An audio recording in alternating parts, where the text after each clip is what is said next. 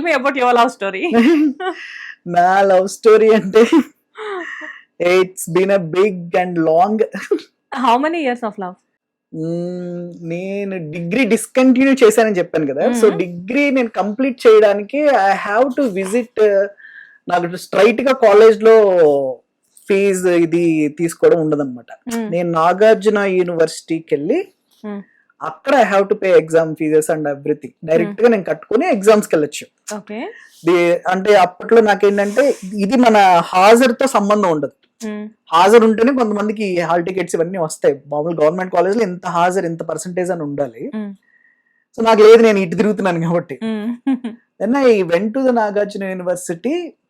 మా ఒక జూనియర్ లాగా చెప్పాలంటే, నాకు జూనియర్ లాగా ఇంటర్వ్యూ ఒక అమ్మాయి పరిచయం అయింది.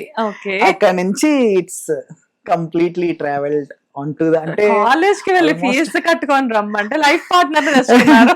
It's kind of but that day is a blessing to me.